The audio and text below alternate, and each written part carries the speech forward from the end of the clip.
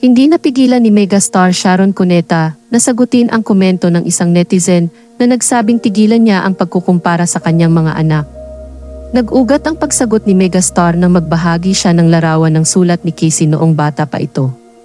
Aniya ay tinatago niya hindi man lahat, ngunit karamihan ng mga sulat noon ng anak para sa kanya. Dagdag pa niya ay sana raw na itago rin ni Casey ang ilang mga sulat niya. Sa ilang beses raw nilang lumipat ng tinitirhan, hindi na siya masusurpresa kung nawala na ang ibang mga sulat.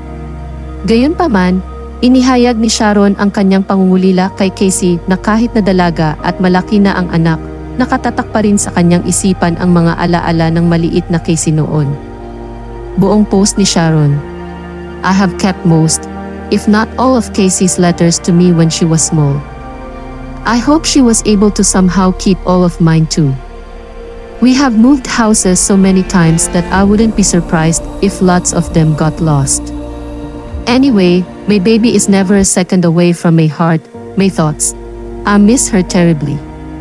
She's all grown up now, but the images of her as a little girl are so deeply etched in my brain and will stay there until I take my last breath.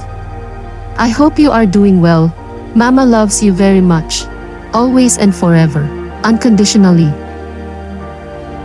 Whatever happens, remember that always. Nakatag naman sa naturang post si Casey. Sa comment section mapapansin ang komento ng isang netizen na nagsabing huwag daw ikumpara ni Sharon ang mga anak.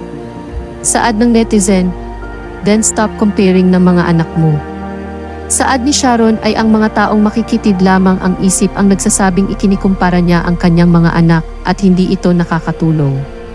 Sinabihan pa niya ito na tumigil na dahil nais lamang ng mga ito na sila'y masira. Wala rin daw kaalam-alam ang mga basher sa mga pinagdadaanan ng pamilya. Buong sagot ni Sharon, for the record sa'yo at sa mga kasingkitid mo mag-isip, kayo ang nagpipilit na ikumpara ang mga anak ko, hindi ako. Tumigil na kayo at di kayo nakakatulong. Plus wala kayong halaga sa amin, kahit na obviously gusto niya maging mahalaga sa buhay namin nang wala naman kayong karapatan o ginawa kundi manira. Buhay nyo asikasuhin nyo at wala kayong kaalam-alam sa pinagdadaanan namin ng matagal na. Puro kayo tagpi-tagpi o ginagawa.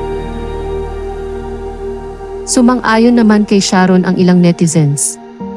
Anila, yung mga nasa paligid po talaga na nakikialam ng buhay ng iba ang nakakasira ng pamilya unfortunately. Ang lakas po ng loob nilang mag-comment kung sino pang walang alam sa nangyayari at naniniwala lang sa mga nababasa at naririnig. Hi people, literally talking without investigating and researching ay makitid talaga.